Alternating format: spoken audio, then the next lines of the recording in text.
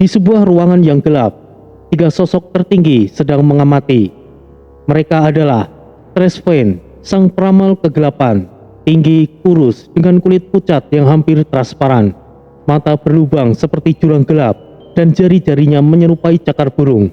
Ia selalu membawa sebuah buku tua penuh simbol voodoo kuno, mengendalikan energi kekacauan tingkat tinggi, dan dapat melihat garis takdir.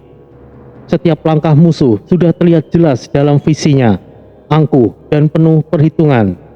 Ia jarang bertarung secara langsung, namun memanipulasi situasi agar selalu menguntungkan dirinya.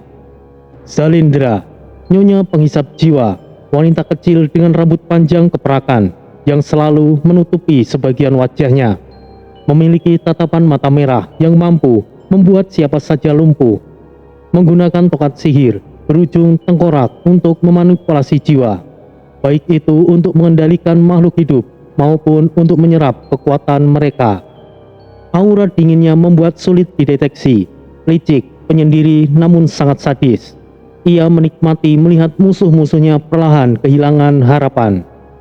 Morkalas, sang iblis tertinggi, tubuh besar menyerupai iblis, lengkap dengan kepala bertanduk, kulit merah gelap, bertekstur kasar, dan tato hitam yang bersinar ketika ia menggunakan kekuatannya. Memiliki kekuatan fisik yang luar biasa dan kemampuan mengendalikan sihir kegelapan tingkat tinggi. Ia dapat menciptakan portal langsung menuju alam lain untuk memerangkap musuhnya. Tidak banyak bicara, tetapi setiap kata yang diucapkan adalah ancaman yang nyata. Ia adalah pemimpin tidak resmi dari sekte pembunuh iblis, yang bahkan ditakuti oleh anggota lainnya. Ketiga sosok ini adalah salah satu penguasa utama sekte pembunuh iblis. Mereka tidak terlibat langsung dalam konflik dunia spiritual, melainkan menjadi pengamat dan penjaga dari rahasia kunci arus waktu. Namun, jika Tori dan rombongannya terus maju, mereka pasti akan menjadi rintangan terakhir yang harus dihadapi. Mereka sepertinya mulai mengancam keseimbangan kita, tapi mungkin kita bisa menggunakan mereka untuk keuntungan kita. Apa pendapatmu, Morkalas? Jika mereka cukup kuat untuk menghancurkan pilar voodoo, mungkin mereka juga cukup kuat untuk membuka segel kunci arus waktu. Kita hanya perlu menunggu, dan saat segel itu dibuka, maka kita yang akan mendapatkannya. Cahaya bulan kristal memudar perlahan, meninggalkan bayangan tiga sosok mengerikan itu di ruangan gelap, menandakan awal dari konflik yang lebih besar. Di medan tanding yang gelap dan beraroma kematian, Bon berdiri tegak berhadapan dengan Sandolo, pilar pengendali jiwa. Sandolo menggunakan jubah hitam legam yang melayang-layang meski tidak ada angin. Tubuhnya kaku seperti boneka kayu, namun sorot matanya mengintimidasi. Suara tawa pelan Sandolo menggema, disertai ribuan boneka jiwa yang muncul perlahan dari balik bayang-bayang. Bon menghunuskan kedua tinjunya yang berselimutkan energi tanah, menciptakan getaran dahsyat yang menghancurkan tanah sekitarnya. Setiap pukulan Bon meluncur dengan kekuatan gempa, membuat boneka jiwa terlempar. Tetapi serangan itu tampak tidak cukup untuk merobohkan pasukan tanpa henti yang terus dikendalikan Sandolo. Sandolo sendiri menyerang dari kejauhan dengan sihir boneka yang halus namun mematikan. Setiap gerakan jari-jarinya menghasilkan boneka baru yang melindunginya, sementara energi gelap yang menyerang Bon langsung ke dalam pikirannya. Namun, Bon bertahan dengan daya tahan fisik yang luar biasa. Hehehe, dulu orang pertama yang akan merasakan kekuatan warisan dari sang Raja Kayu ini. Marilah, Jahanam! Aku, Sandolo yang agung. Apa bedanya dulu? Sekarang kau akan tahu kekuatan Bon yang perkasa ini. Di sisi lain, Pangjer, Maung, dan Engon menghadapi boneka jiwa yang jauh lebih kuat daripada sebelumnya. Boneka-boneka itu memiliki daya gerak yang lebih cepat, kekuatan pukulan yang lebih keras, dan kemampuan bertahan yang luar biasa. Liwung yang berada di belakang mereka menjadi otak dari pertarungan itu. Ia dengan cepat menganalisis kelemahan lawan dan berteriak, "Ingatlah semuanya, serang bagian belakang kepala, itulah titik lemahnya." Namun kali ini, kelemahan tersebut dilindungi oleh perisai energi yang gelap, menempel di belakang kepala para boneka. Baiklah, ayo kita serang sekali lagi. "Jangan sembarangan, Maung, pancing mereka untuk membuka celah," ujar Liwung sambil memberikan arahan. Pangjer memutar kedua belati keramik bungkuknya dengan teknik berputar, menciptakan badai tanah yang melumpuhkan beberapa boneka. Sementara Maung dengan tubuhnya yang besar dan senjata tombak samudra menjadi perisai hidup, menerima serangan yang mestinya sangat mematikan. Engon dengan kecepatan dan kelincahannya mencoba memecahkan perisai-perisai gelap itu sambil memancarkan serangan busurnya yang sangat akurat. Serangan mereka efektif, tetapi musuh terlalu banyak dan cerdas dalam melindungi kelemahannya. Keringat mulai bercucuran, tetapi mereka tetap bertahan berkat taktik dan koordinasi yang diberikan oleh Liwung. Melihat para pengawalnya mulai kelelahan, Bon akhirnya memutuskan untuk menunjukkan kekuatan sejatinya. Ia berdiri tegak, menutup mata sejenak, dan menggumamkan mantra bahasa kuno Jambi. Tiba-tiba, tubuh yang hitam legam bersinar terang. Kiluan perak menyelimuti seluruh tubuhnya, membentuk lapisan armor kokoh yang mengeluarkan aura tanah dan logam. Perisai tumbuk kayu. Seru Bon dengan lantang, nama warisan Raja Kayu Jambi yang berarti tameng kekar kayu. Armor itu memberikan perlindungan absolut serta meningkatkan kekuatannya secara drastis. Setiap pukulan kini tidak hanya menghancurkan tanah, tetapi memancarkan gelombang energi yang mampu merobohkan belasan boneka jiwa dalam satu pukulan. Dulu, kau memang kuat, tapi aku jauh lebih kuat. Rasakan ini, Datu Hitam Bagindo Ali. Angin berembus kencang, serta guncangan dahsyat di sekitarnya. Tanah terbelah dan menghancurkan setiap boneka jiwa Sandolo yang ada pada jangkauan. Kekuatan macam apa itu? Mustahil ada manusia sepertinya. Batin Sandolo. Melihat Bon melepaskan kekuatan penuh, Pangjer, Maung, dan Engon tidak mau kalah. Mereka menggenggam senjata masing-masing dan mengucapkan mantra khusus. Semuanya tersenyum, seakan pernah merasakan hal yang sama saat mereka masih melayani Sang Raja Kayu. Kemudian, jiwa mereka tampak bersatu dengan senjata, mengeluarkan kiluan energi yang khas. Pangjer, senjatanya kini bersinar dengan aura tanah yang berat dan kokoh. Setiap ayunan mampu menciptakan angin yang mampu menyayat besar tanah dan menghancurkan kelompok boneka dalam satu sapuan. Maung, tubuhnya semakin besar, berlapis energi tanah yang kokoh, membuatnya tidak tergoyahkan seperti gunung. Ia menabrak dan menghancurkan boneka yang berani mendekat dengan tombak samudranya. Engon, busurnya berubah tajam dan cepat seperti aliran lava. Setiap serangannya melesat tanpa henti, menusuk langsung ke celah-celah kecil pertahanan musuh. Kerjasama mereka menjadi sangat mematikan. Boneka-boneka yang sebelumnya sulit dikalahkan, kini dihancurkan hanya dalam satu serangan. Melihat boneka-boneka dihancurkan, Sandolo menjadi terdesak. Bon dengan armor perisai tumbuk kayu mendekati Sandolo dengan tinju yang mengeluarkan kekuatan yang dahsyat. Kau sudah selesai, dulu. Bon melancarkan pukulan terakhir yang menghancurkan tubuh boneka Sandolo menjadi serpihan kayu dan energi gelap. Namun, sebelum semuanya selesai, sebuah suara tawa pelan menggema. Tubuhku tidak pernah bisa dihancurkan. Kau cukup kuat. Kita akan bertemu lagi.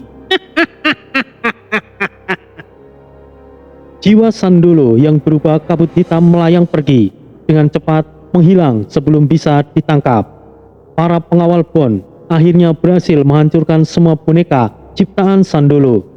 Tetapi mereka tetap waspada.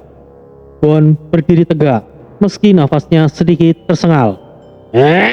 Jahanam itu kabur. Tidak masalah. Lain kali akan aku tinju dia sampai hancur. Dengan kemenangan itu, Bond dan pengawalnya merasakan sedikit kelegaan. Tetapi mereka tahu ancaman belum sepenuhnya usai.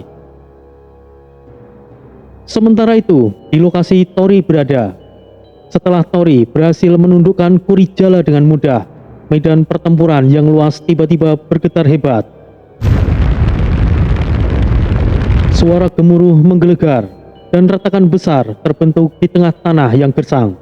Retakan itu semakin melebar dan dari dalamnya sebuah tangga batu raksasa terlihat. Tangga tersebut dipahat dengan sangat halus, dihiasi ukiran-ukiran aneh berwarna merah darah yang memancarkan sinar yang redup. Di sekitar pintu masuk, aroma bersih menyengat, bercampur dengan hawa dingin yang menyeruak dari kegelapan bawah tanah. Apakah ini jalan menuju Amadure? Bisa jadi suamiku, tapi tetaplah berhati-hati. Baiklah, mari kita pastikan itu istriku. Tori dan Sinta melangkah menuruni tangga yang tampak tidak berujung. Dinding-dinding di sekitarnya berlapis batu obsidian mengkilap dengan pola ukiran berbentuk tengkorak, darah yang mengalir dan pengorbanan. Di setiap anak tangga, tetesan cairan merah pekat seperti darah menetes perlahan, menciptakan genangan kecil yang mengeluarkan bau busuk. Suara samar, nyanyian seram terdengar di kejauhan, seperti bisikan jiwa-jiwa yang tersesat. Wah, di sini benar-benar busuk. Aku heran, ada yang hidup di tempat seperti ini. Aku yakin Amadure bukanlah manusia, suamiku. Jangankan dirimu, aku sendiri tidak begitu nyaman dengan situasi seperti ini. Setelah perjalanan panjang yang mencekam, mereka tiba di dasar tangga dan mendapati sebuah istana megah yang terbuat dari batu merah darah. Pilar-pilar raksasa menumpang atapnya yang tinggi, dan di setiap sudutnya terdapat patung-patung menyeramkan yang menggambarkan makhluk-makhluk mitos yang haus darah.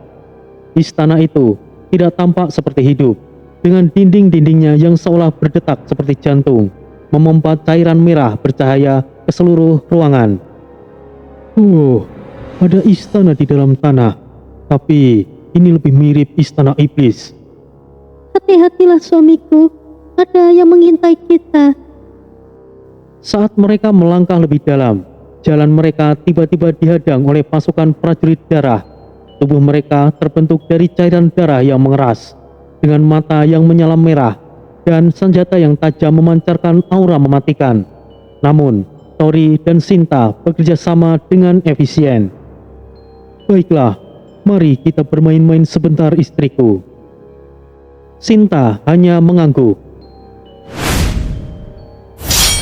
Sinta menggunakan kelincahannya untuk mengelabui prajurit-prajurit tersebut, memotong arteri darah menjadi inti kekuatan mereka dengan sangat cepat. Tori dengan tombaknya yang berkilauan oleh energi petir menghantam pasukan tersebut dengan pukulan yang mengguncang, menguapkan darah mereka hingga lenyap menjadi asap. Setelah pertarungan sengit, mereka akhirnya berhasil mencapai aula utama istana. Sambutan yang sangat menjijikkan, ucap Tori merasa risih ada sedikit darah yang menempel di kakinya. Aula utama istana Amadure adalah pemandangan yang menakutkan. Lantainya terbuat dari kristal merah transparan dengan arus darah mengalir di bawahnya seperti sungai. Lampu-lampu berbentuk tengkorak tergantung di langit-langit, bercahaya redup dengan nyala hijau mistis. Di tengah aula terdapat sebuah tahta raksasa yang terbuat dari tulang belulang dan batu merah.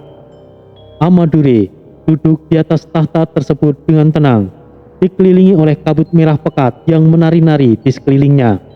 Wajahnya pucat, dengan sorot mata yang tajam dan senyum yang penuh teka-teki.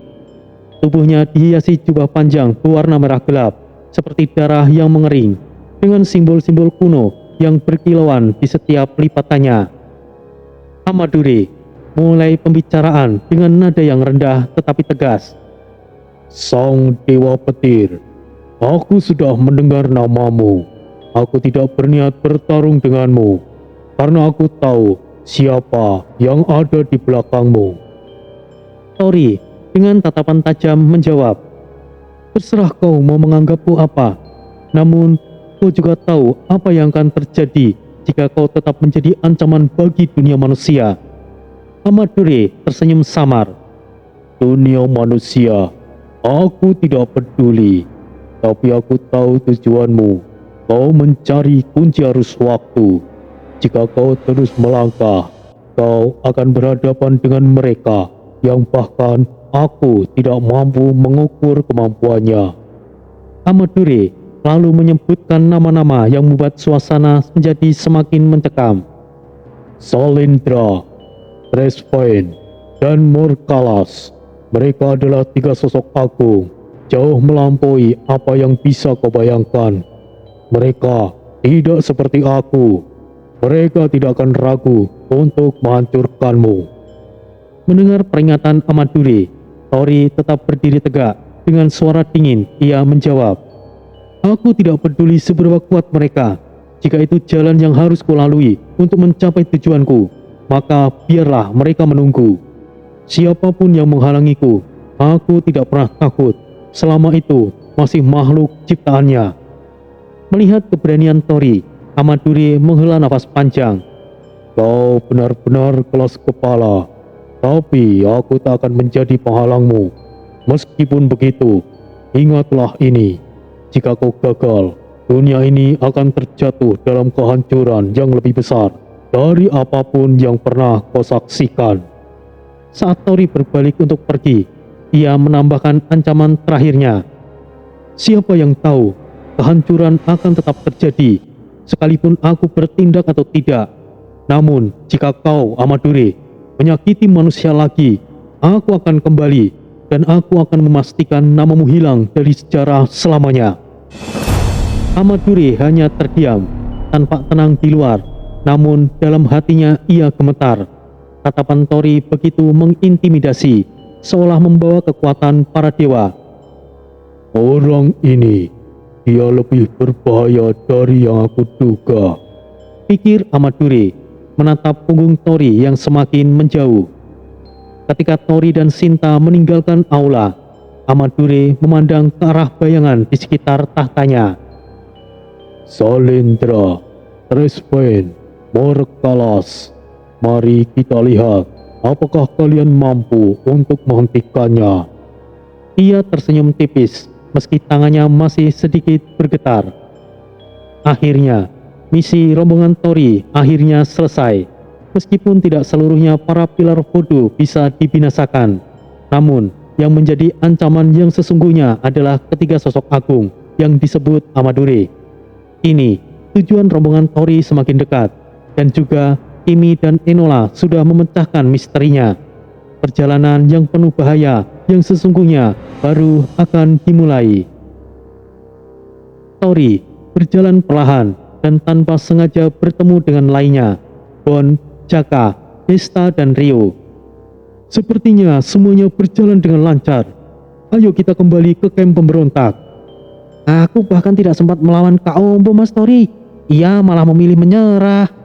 "Hal yang sama juga untuk Mas Rio. Amadure juga memilih untuk menyerah. Tapi aku rasa ada yang lebih merepotkan dari para pilar."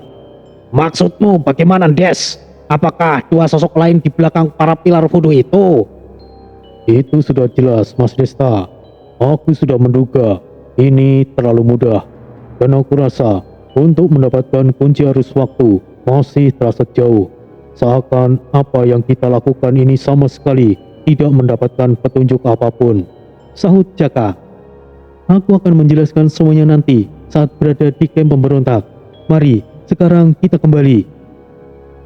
Mereka melewati gerbang kayu yang sudah reot di kamp pemberontak. Udara malam dipenuhi aroma kayu terbakar dari perapian yang menyala di tengah kamp. Puluhan pemberontak menyambut mereka dengan sorak-sorai dan pelukan penuh kehangatan. Wajah-wajah yang dulu tampak letih kini bercahaya dengan harapan baru setelah mendengar keberhasilan mereka melumpuhkan para pilar voodoo. Tori yang berjalan di depan mengangguk pelan, menyembunyikan kerutan di dahinya. Di belakangnya, Jaka membawa sisa-sisa mantra token yang ia dapatkan dalam perjalanan. Entah itu untuk apa, mungkin saja berguna jika Jaka membawanya. Desta terlihat tenang, tetapi matanya menyiratkan kelelahan yang mendalam. Bon sibuk bercakap dengan pemberontak yang sedang mengerubunginya, dan Ryu memilih berdiri di sedikit di belakang, menyelubungi dirinya dengan bayangan malam. Terima kasih, kalian telah menghapus mimpi buruk kami selama bertahun-tahun ini, kata salah satu pemberontak sambil menyelami Tori. Di tengah perayaan kecil itu, Tori melangkah maju, mengangkat tangannya untuk meminta perhatian. Kemenangan ini bukanlah akhir. Pilar voodoo memang telah dikalahkan, tapi ancaman sesungguhnya sebenarnya bukan dari para pilar voodoo itu, kata Tori dengan nada berat. Keramaian yang tadinya penuh tawa perlahan mereda, digantikan keheningan yang diiringi suara api yang berderak. Para pemberontak saling berpandangan dengan cemas. Kalian sepertinya tahu tentang Zalendra, sosok wanita penghisap jiwa yang menguasai ritual pemanggilan arwah. Ia lebih berbahaya dari sekedar pilar voodoo. Lalu ada Tresven, penyihir dan peramal kegelapan yang kemampuannya menjangkau masa depan, menghancurkan setiap rencana sebelum terlaksana. Dan terakhir, Morkalas, iblis tertinggi, sosok yang bahkan para pilar voodoo tidak berani menyebut namanya. Seharusnya kalian mengatakan ini dari awal, atau kalian sengaja memanfaatkan kami untuk menghabisi para pilar voodoo itu. Karena tidak semuanya pilar voodoo memiliki tindakan yang menyimpang, lanjut Tori. Kami sungguh tidak tahu, sungguh. Itu benar, kami hanya tahu bahwa para pilar voodoo lah yang menguasai semuanya. Itu betul, kami sama sekali tidak memanfaatkan kalian. Keheningan berubah menjadi gumaman takut dan rasa tidak percaya. Dari kerumunan, seorang lelaki tua berdiri, rambutnya memutih dengan wajah penuh guratan yang menandakan usianya. Namun, sorot matanya tetap tajam. Namanya Safiro, mantan pimpinan pemberontak yang pernah menjadi pilar voodoo sebelum meninggalkan jalan gelap itu. Safiro menumpang dirinya dengan tongkat kayu usang saat maju ke depan. Tubuhnya sedikit membungkuk. Apa yang dikatakan olehnya benar. Aku pernah melihat Morkalas dengan mataku sendiri, dan percaya padaku, dia bukanlah sekedar iblis. Ia adalah perwujudan kekuatan paling mengerikan yang pernah ada. Zalendra dan Tresven juga memiliki kekuatan yang cukup kuat untuk menghancurkan seluruh camp ini hanya dalam sekejap, ujar Safiro dengan suara serak namun tegas. Siapakah Anda ini? Oh, maaf, baru bisa menemui kalian. Aku Safiro, pemimpin pemberontak sebelumnya. Jika Anda tahu segalanya, seharusnya Anda mengatakan kepada kami, terutama kepada seluruh orang di sini setidaknya. Jika kami tahu akan berurusan dengan sosok iblis, maka kami tidak ingin melibatkan kalian. Sekarang semuanya sudah terlambat. Semuanya tidak akan bisa menghindarinya. Safiro menatap para pemberontak yang kini wajahnya berubah pucat. Maafkan aku, sebenarnya aku tidak ingin hal ini terjadi. Walaupun ketiga sosok yang disebut itu memang benar adanya, tapi sebenarnya mereka bukan berasal dari sini. Mereka adalah bagian dari suatu keberadaan yang besar, suatu negara atau tempat yang tidak bisa dibayangkan. Aku yakin ketiga sosok itu tidak mungkin muncul tiba-tiba. Jika mereka benar ada di wilayah ini, itu artinya sudah saatnya makam terkutuk mulai terbuka. Jelas Safiro, sekte pembunuh iblis. Jadi mereka bagian dari sekte itu. Oh, kau juga tahu tentang itu. Itulah mengapa aku meninggalkan Voodoo. Sekte pembunuh iblis adalah pemuja iblis yang berisi para manusia dan iblis yang memiliki tujuan untuk membangkitkan sang iblis agung. Di samping Safiro, seorang wanita muda melangkah maju. Isa, pemimpin pemberontak saat ini, menggunakan jubah kulit sederhana yang melambangkan perannya. Rambut hitam panjangnya terikat rapi dan sorot matanya penuh kewaspadaan sekaligus keteguhan. Apa yang dikatakan Tuan Safiro benar adanya. Kami semua tahu bahwa kemenangan atas pilar bodoh hanyalah awal. Kita tidak boleh lengah, terutama ketika kemunculan Selendra, Tresven, dan Morkalas yang mungkin sudah mengetahui langkah kita, Kata Isa. Kemudian Isa menatap Tori dan rekan-rekannya dengan penuh hormat. Aku minta maaf jika melibatkan kalian lebih jauh. Aku pikir ini jauh keterlibatannya dengan ketiga sosok itu. Namun, kalian sungguh memiliki kemampuan. Aku rasa bersama kalian kita bisa menghadapinya. Para pemberontak mulai berdiri lebih tegak, meski ketakutan masih membayangi wajah mereka. Perkataan Isa menumbuhkan semangat untuk melawan, meski ancaman baru yang lebih besar telah terungkap. Tori menghela nafas dan menatap ke arah bulan yang bersinar redup. Dalam hatinya, ia tahu bahwa perjalanan mereka belum selesai. Justru, perjuangan baru saja dimulai. Tori memahami bahwa meninggalkan kamp pemberontak begitu saja bukanlah pilihan yang bijaksana. Selain karena rasa tanggung jawab setelah melibatkan mereka, Tori tahu bahwa kekuatan dan informasi dari camp masih sangat ia butuhkan. Saat tengah berdiskusi dengan Safiro dan Isa, langkah-langkah ringan terdengar di belakang mereka. Enola dan Kimi muncul dari kegelapan malam, diikuti Kaiten dan Misael yang berjalan dengan tenang. Enola tampak pucat, meski matanya bersinar lega saat melihat Desta. Ia langsung menghampiri Desta tanpa ragu, meski menahan rasa sakit yang samar terlihat di wajahnya. Kau baik-baik saja, Kak Desta? Tanya Enola dengan suara lembut, menatap Desta dengan kekhawatiran. Desta hanya mengangguk dan tersenyum tipis. Aku baik-baik saja, Enola. Kau juga seharusnya istirahat. Jangan terlalu memaksakan diri. Enola menghela nafas, merasa sedikit terbebani dengan perhatian yang ditunjukkan padanya. Kimi yang berdiri di samping Enola memecah suasana dengan nada yang tegas. Kami membawa kabar yang penting. Kaiten dan Misael bergabung, dengan Kaiten melipat tangannya sambil berdiri protektif di samping adiknya.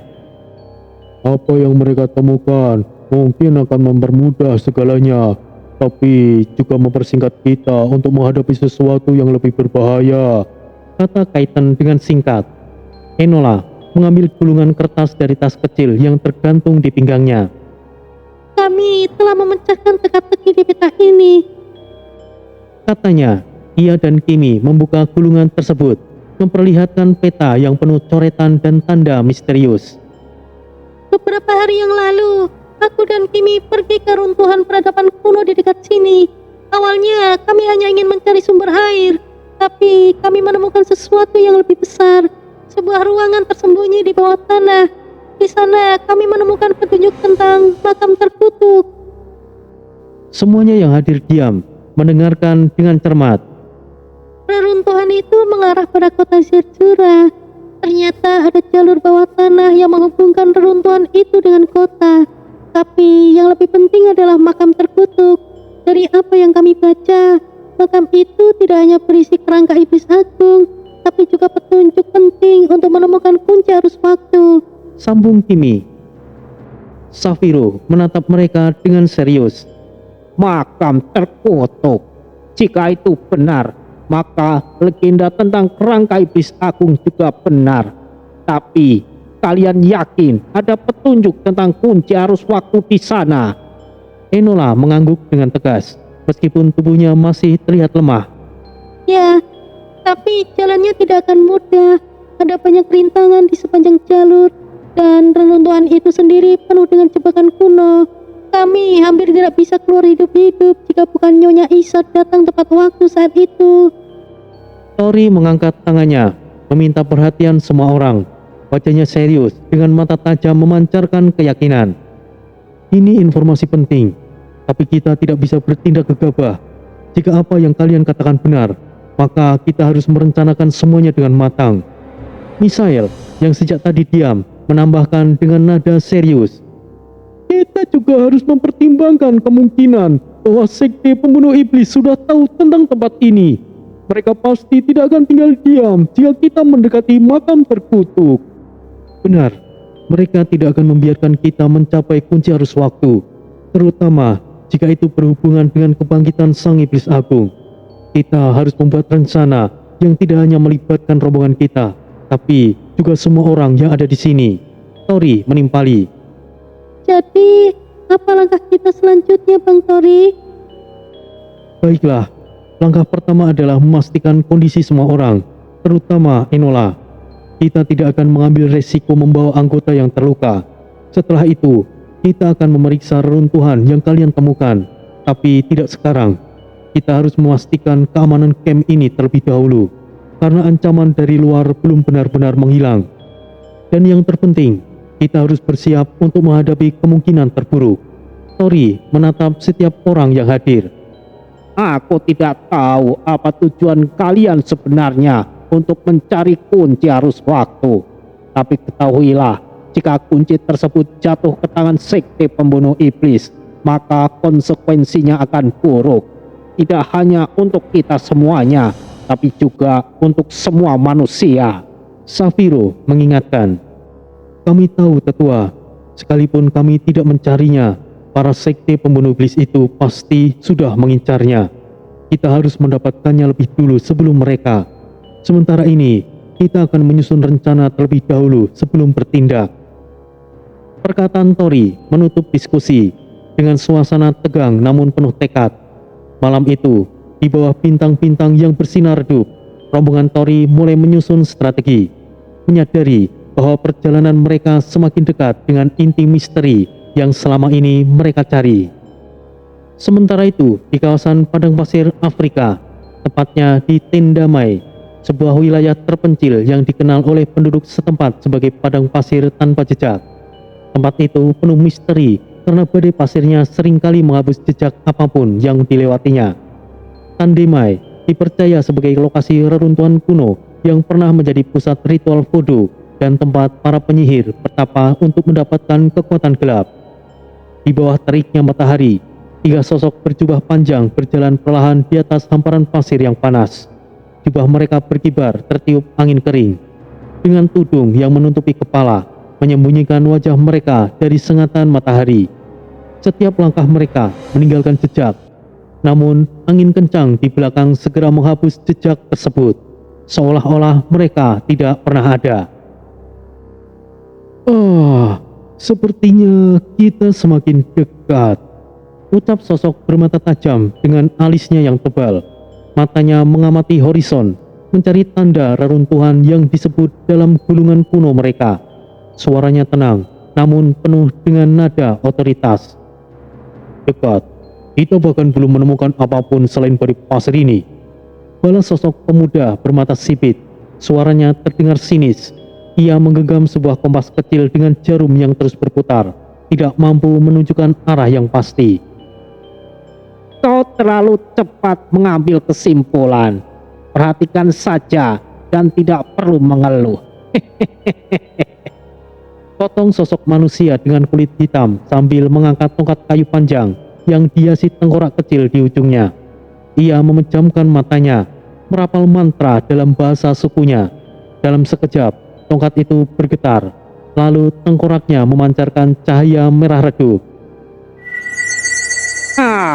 Kita menuju ke arah yang benar. Jika arahmu salah, kita akan tersesat di padang pasir ini sampai mati. Percayalah, aku tidak pernah salah. Disinilah aku lahir. Salah satu dari mereka menghentikan langkahnya, mengangkat tangannya untuk memberi isyarat agar mereka berhenti. Ia menunduk, memungkut serpihan pecahan batu yang sebagian terkubur pasir. Tangannya meraba permukaan pecahan itu, matanya menyipit. Inskripsi kuno, ini adalah salah satu tanda bahwa kita berada di dekat pintu masuk reruntuhan. Bagus, akhirnya kita tidak hanya berjalan tanpa tujuan. Jika ini benar, maka kita hanya tinggal beberapa jam lagi dari lokasi yang kita cari. Sosok itu berdiri, menyimpan pecahan batu tersebut ke dalam jubahnya. Namun, kita harus berhati-hati. Pastikan tidak ada jebakan atau penjaga yang melindungi tempat ini. Tidak mungkin kunci arus waktu dibiarkan tanpa perlindungan. Jadi, siapa yang akan menangani jebakan-jebakan itu? Aku bisa menghancurkan apa saja, samurai muda. Bukan jebakan yang harus kita khawatirkan, tapi para pemberontak yang konon berada di sekitaran tempat tersebut di pemukiman mereka. Kita semua tahu apa yang harus dilakukan. Fokus pada tujuan kita. Sang Iblis Agung menunggu, dan kita tidak akan membiarkan siapapun merebut kunci itu dari kita. Kita habisi para pemberontak itu jika mereka menghalangi kita. Kau selalu bersikap kejam, Tang Yin. Tapi para pemberontak tidaklah selemah yang kau pikirkan. Tanpa banyak diskusi lagi, ketiganya melanjutkan perjalanan. Perlahan menghilang di balik badai pasir yang semakin kuat. Tidak jauh dari sana, di bawah lapisan pasir yang dalam, reruntuhan kuno menanti untuk ditemukan. Namun, bayangan gelap dari ancaman baru mulai terbentuk. Dengan kehadiran mereka, perjalanan Tori dan rombongannya akan memasuki babak yang lebih menegangkan. Angin bertiup kencang, membawa butiran pasir yang menusuk kulit. Ketika sosok berjubah panjang itu terus melangkah maju dengan hati-hati. Mata mereka tajam, mengamati setiap sudut sekitar mereka, waspada terhadap jebakan yang mungkin tersembunyi di bawah pasir. Setiap langkah diperhitungkan, karena jalan di depan mulai dipenuhi gundukan pasir yang tidak wajar, menandakan kemungkinan jebakan kuno yang tersembunyi. Oba, anakku, pria berkulit hitam dengan tongkat kayunya, memimpin di depan. Ia memejamkan mata, merasakan energi gelap yang merayap di bawah tanah. Tang Yin dengan wajah yang tetap tenang, berjalan di belakangnya sambil memegang sebuah gulungan tua. Hiroshi, pria muda dengan mata yang tajam, menggenggam pedangnya erat-erat, siap menyabet apapun yang mendekat. Berhenti! Ucap Oba, suaranya rendah tapi tegas. Tongkatnya dihentakkan ke tanah, dan tengkoraknya kembali memancarkan cahaya merah redup. Di depan mereka, pasir mulai bergeser, memperlihatkan jalan setapak yang sebagian besar tertutup pasir. Ini dia. Ini jalan menuju reruntuhan. Bagus, tapi tetap waspada. Kita tidak tahu apa yang menunggu di ujung sana. Hiroshi mendengus. Kita tahu pasti ada sesuatu, entah jebakan atau orang-orang bodoh yang mencoba menghalangi kita. Tang Yin menatap Hiroshi sejenak. Ada sedikit keraguan dan sesuatu yang ia pikirkan. Tapi Tang Yin menggelengkan kepalanya, menepis keraguan dalam hatinya. Lalu mereka melangkah menelusuri jalan setapak yang kini terlihat. Atmosfer di sekitar mereka berubah. Udara terasa lebih berat, dipenuhi energi gelap yang menyelimuti reruntuhan di depan. Setelah berjalan beberapa saat, mereka akhirnya tiba di lokasi yang dimaksud. Benar, inilah tempat yang sesuai dengan petunjuknya. Jadi, inikah reruntuhan kota Zerzura itu? Tapi ini terlalu kecil jika disebut sebagai kota, ucap Tang Yin. Jangan melihatnya dari luar, Tang Yin. Benar, memang yang kau katakan. Bahkan reruntuhan ini tidak sesuai jika disebut sebagai desa. Tapi ini hanyalah pintu utama untuk menuju kota Zerzura. Meskipun aku tidak pernah tahu dan memasuki kota Zerzura, tapi bagi kami penduduk warga asli sini percaya bahwa Zerzura benar-benar ada. Di depan mereka berdiri reruntuhan bangunan kuno, setengah terkubur oleh pasir. Pilar-pilar batu yang dipenuhi ukiran aneh menjulang tinggi, meskipun sebagian besar telah retak dan hancur. Simbol-simbol kuno bertebaran di seluruh dinding reruntuhan, memancarkan aura misterius. Beberapa area terlihat seperti pernah menjadi pusat ritual, dengan lingkaran-lingkaran aneh terukir di lantai.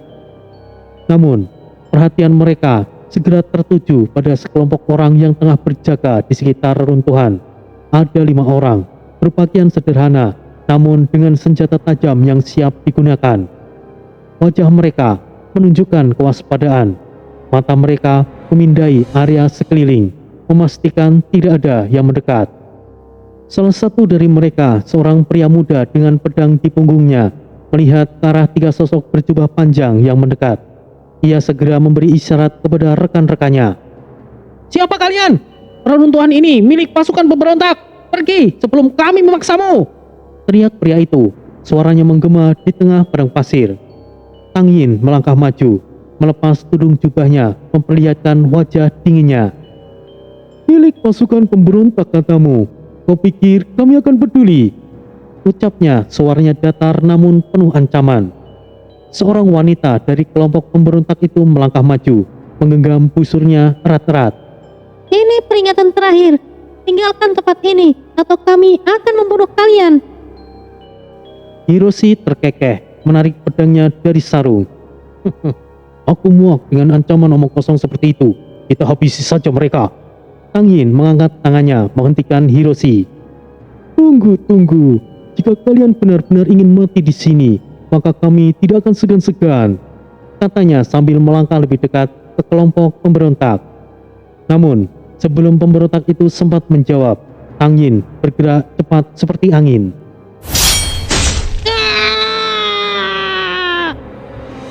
Dengan satu gerakan, ia menghunuskan pedangnya dan darah menyembur dari salah satu anggota pemberontak. Kurang ajar! Mati kalian! Seru salah satu pemberontak menyerang mereka dengan senjatanya. Pertarungan akhirnya terjadi.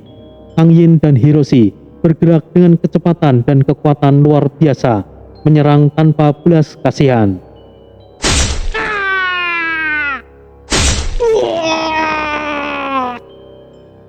Hanya dalam hitungan menit, 3 dari 5 pemberontak terkapar di tanah. Tubuh mereka berlumuran darah. Oba tetap di belakang, hanya mengawasi dengan tongkatnya yang menyala merah. Ketika hanya tersisa satu pemberontak yang masih hidup, seorang pria muda yang terluka parah, Tang Yin menghentikan Hiroshi yang hendak menghabisinya. Biarkan dia pergi, Hiroshi. Kenapa? Bukankah lebih mudah jika kita membunuhnya semuanya? Kau haus akan pertumpahan darah, bukan? Pedang Muramasamu akan lebih terpuaskan dengan darah banyak orang. Biarkan ia pergi. Dengan begitu, akan lebih banyak orang yang akan kau bantai nanti. Hiroshi menyarungkan katananya dengan gerakan yang mendramatisir, selayaknya seorang samurai. Pria muda itu gemetar dengan penuh luka, merangkak menjauh sebelum akhirnya berlari meninggalkan tempat itu. Beberapa jam kemudian, pria yang selamat itu tiba di markas tersembunyi di balik bukit pasir. Tempat itu penuh dengan tanda-tanda besar, dan para pemberontak sibuk mempersiapkan senjata dan logistik. Ia terhuyung-huyung masuk, langsung menuju ke sebuah tenda besar di tengah markas. Di dalam, seorang wanita duduk di atas kursi kayu yang sederhana, namun tanpa kokoh. Rambut hitam panjangnya tergelai, dan matanya yang tajam menatap pria itu dengan penuh rasa ingin tahu. Ia menggunakan jubah sederhana, namun auranya memancarkan wibawa yang besar. Isa, kami diserang oleh 3 orang aneh. Mereka membantai semuanya. Pria itu memanggil dengan suara lemah sebelum jatuh berlutut. Isa berdiri dan matanya menyipit. 3 orang? Iya. Seorang pria bermata tajam, pemuda Jepang, dan pria kulit hitam dengan tongkat. Mereka sangat kuat. Tidak ada yang bisa menghentikan mereka. Isa mengepalkan tangannya, wajahnya berubah serius. Hanya bertiga bisa melawan 5 orang. Aku rasa mereka bukanlah penjelajah, tapi ada sesuatu yang mereka cari. Ini gawat. Jika mereka tidak sengaja mengaktifkan kutukan makam, maka kita semuanya dalam masalah besar. Ia menoleh ke salah satu bawahannya yang berdiri di dekat pintu. Kumpulkan semua orang. Kita akan mencegah mereka untuk bertindak lebih jauh. Di sebuah tenda kecil di pinggiran kamp pemberontak, rombongan Tori sedang berkumpul membahas langkah selanjutnya. Suasana tenang mendadak buyar oleh suara gaduh dari kejauhan. Teriakan penuh kemarahan yang menggema seolah udara membawa pesan yang buruk. Tori segera berdiri, wajahnya serius.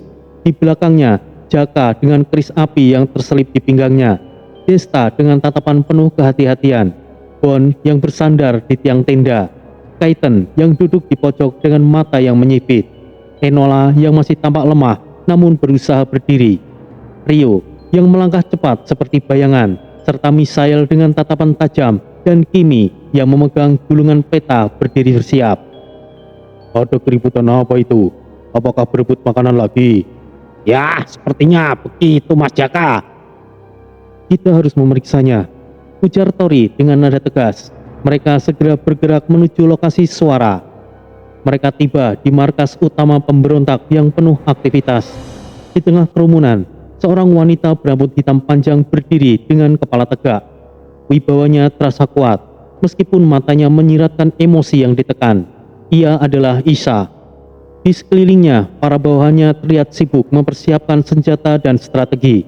Tori mendekati Isa dengan langkah penuh percaya diri, sementara rombongannya menjaga jarak namun tetap waspada. Apa yang sebenarnya terjadi, Isa? Suara Tori terdengar tenang, namun penuh tekanan. Isa menoleh, ekspresinya dingin. Penjara telah datang. Mereka membantai beberapa anak buahku di reruntuhan. Kami bisa mengurusnya. Kalian tidak perlu khawatir. Ryu dengan nada sarkastik menambahkan, Penjara? Oh yakin mereka hanya penjara biasa?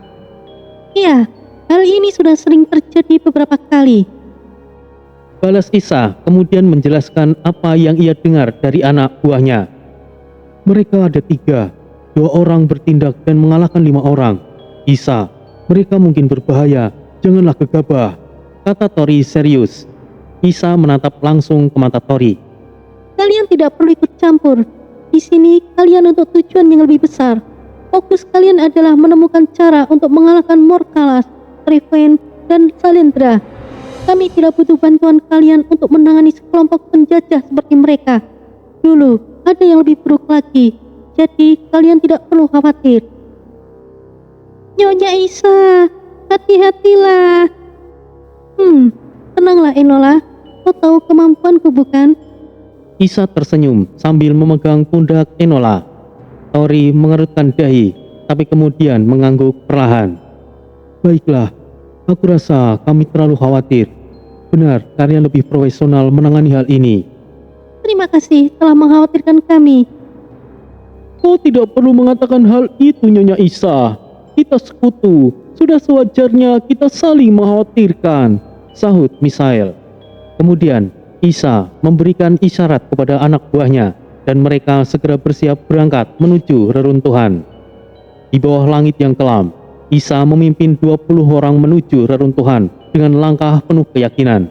Angin malam membawa aura yang berat, namun Isa tidak memperlihatkan rasa gentar. Rambutnya yang panjang berayun tertiup angin dan jubahnya berkibar. Ia menggenggam tongkat sihirnya, bersiap menghadapi ancaman apapun. Setelah beberapa saat mereka tiba di reruntuhan, dan pemandangan yang mereka temukan langsung membuat amarah Isa memuncak. Beberapa anak buahnya tergeletak di tanah, darah mengering di pasir, dan wajah-wajah mereka membeku dalam ekspresi ketakutan. Isa mengepalkan tangan hingga tulangnya bergerak. Kurang ajar. Tidak ada ampun bagi mereka. Cari mereka. Sisakan 1 orang hidup-hidup. Baik, ayo kita berangkat. Anak buahnya mencabut senjata mereka. Meski terlihat gugup, tapi mereka pergi tanpa ragu. Mereka menyebar memasuki lorong-lorong reruntuhan yang gelap dan sempit, masing-masing membawa senjata di tangan. Namun, semakin dalam mereka melangkah, suasana berubah menjadi semakin aneh. Lorong-lorong itu terasa hidup, seolah-olah dinding batu yang rapuh itu berbisik dalam bahasa yang tidak dimengerti. Udara menjadi dingin, dan beberapa dari mereka merasa tubuh mereka menjadi berat, seolah energi mereka terserap perlahan. Meskipun aku sering kemari, tetap saja di dalam reruntuhan ini terasa menyeramkan. Hei, waspadalah, jangan main-main. Apa yang ditakutkan? Mereka hanya bertiga. Kita pemburu di sini. Mereka yang harusnya takut pada kita. Ya, itu benar, ucap beberapa rombongan yang berjalan di depan. Isa, Mereka sepertinya terlalu santai. Apa perlu aku menegur mereka?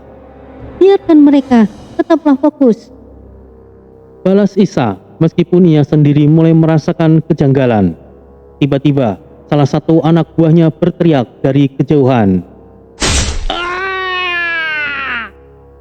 Ah, ada sesuatu di sini! Tolong! Suara itu terhenti mendadak, diikuti oleh suara benda berat jatuh. Isa berlari menuju asal suara bersama beberapa orang, namun mereka hanya menemukan bayangan yang lenyap di balik sudut gelap. Darah segar mengalir di lantai batu, namun tidak ada jejak tubuh. Berhati-hati semuanya, ini jebakan! Tidak, ini bukanlah jebakan. Kita sedang dalam buruan. Semuanya merapat, jangan terpisah. Teriak Isa. Namun, semuanya itu terlambat. Bayangan-bayangan gelap mulai bergerak di sekeliling mereka. Dari kegelapan, sosok misterius muncul. Bentuknya seperti manusia, namun dengan tubuh yang terdistorsi. Seolah mereka adalah bayangan yang terperangkap di dalam reruntuhan. Mata mereka bersinar merah, penuh kebencian, dan suara geraman rendah mereka menggema di lorong-lorong yang sempit. Isa merapalkan sebuah mantra mengenai sosok itu dan langsung lenyap, dan muncul sosok yang lain, hingga pertempuran pun akhirnya terjadi. Isa dan anak buahnya melawan dengan sengit, namun sosok itu seperti tidak bisa dilukai. Panah, pedang, tombak dan sihir menembus tubuh mereka. Namun mereka terus menyerang tanpa henti. Satu persatu memberontak mulai tumbang. Tubuh mereka terseret ke dalam kegelapan tanpa bisa diselamatkan.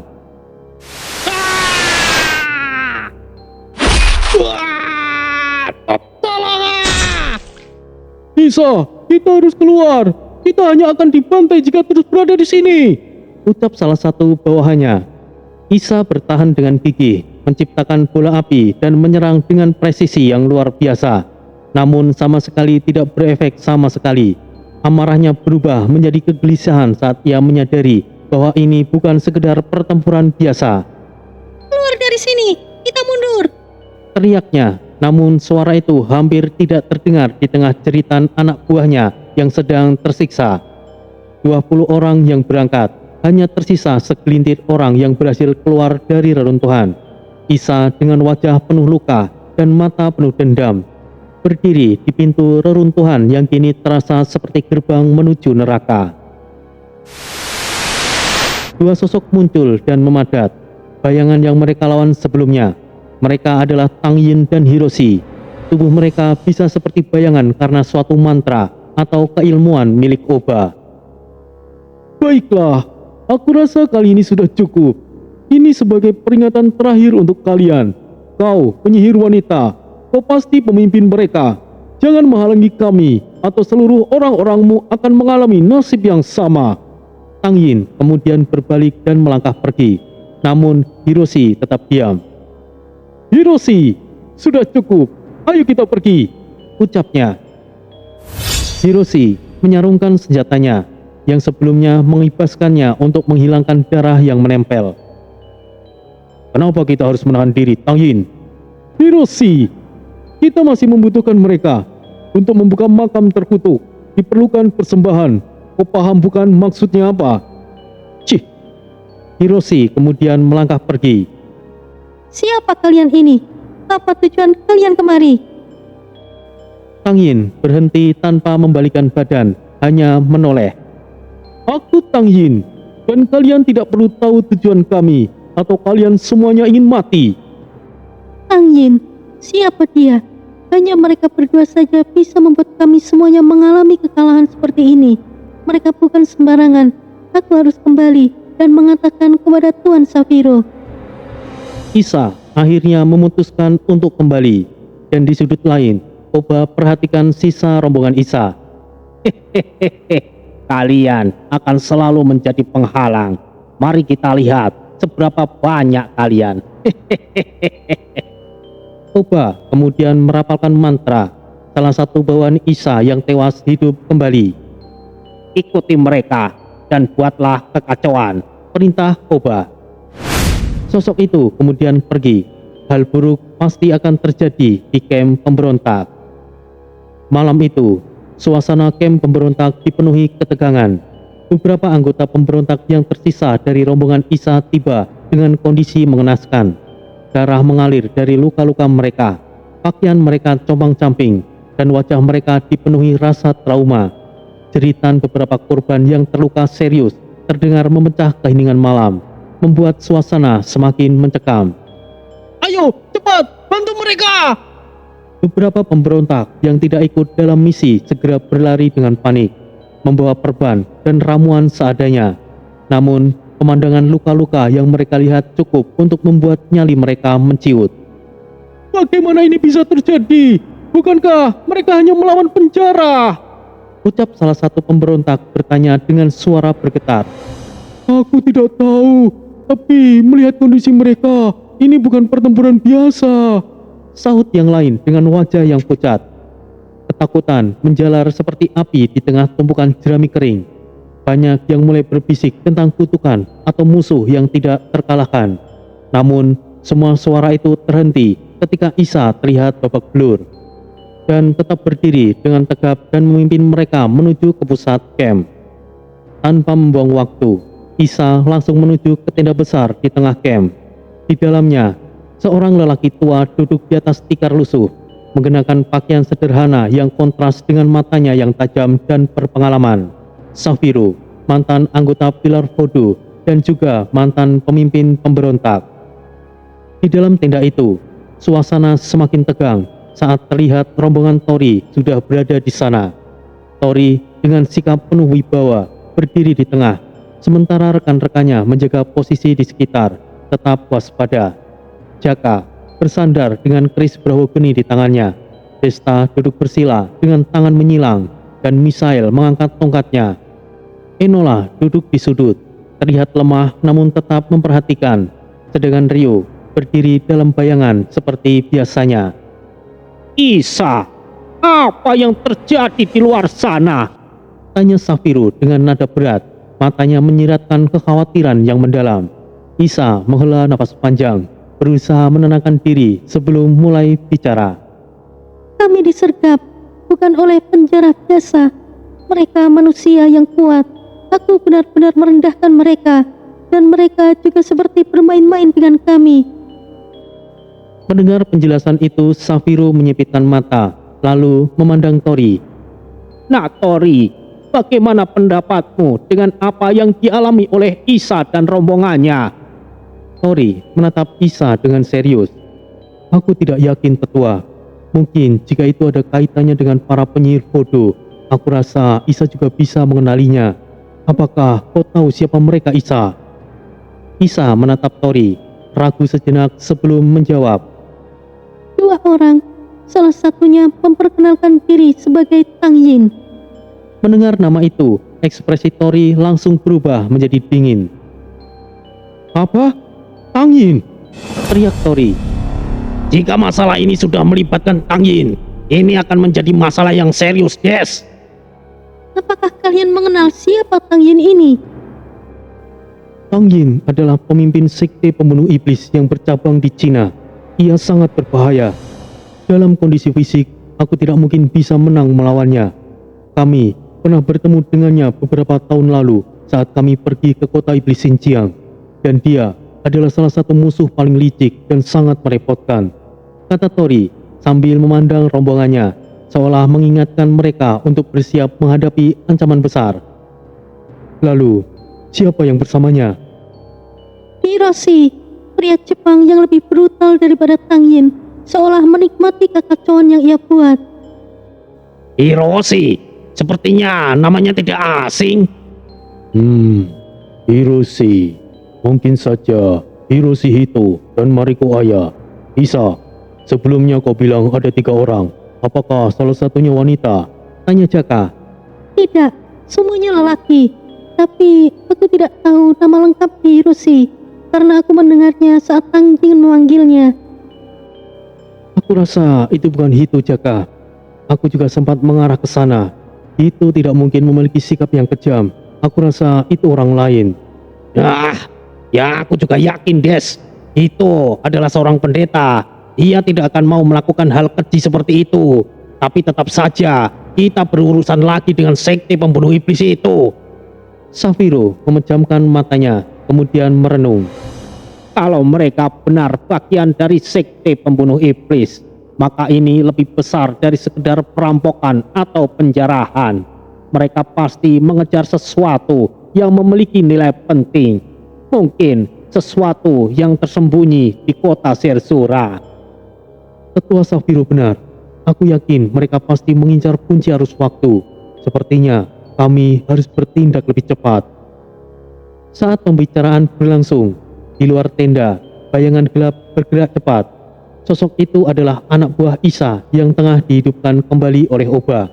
Matanya kosong, namun pergerakannya terarah, mendekati tenda untuk menguping pembicaraan di dalamnya. Namun, keahlian Rio dalam kegelapan tidak tertandingi. Ia merasakan perubahan energi di luar, sesuatu yang tidak wajar. Tanpa suara, Rio bergerak seperti angin, keluar dari tenda dan menelusuri bayangan hingga ia melihat sosok tersebut. Siapakah dia dan bagaimanakah Rio akan bertindak?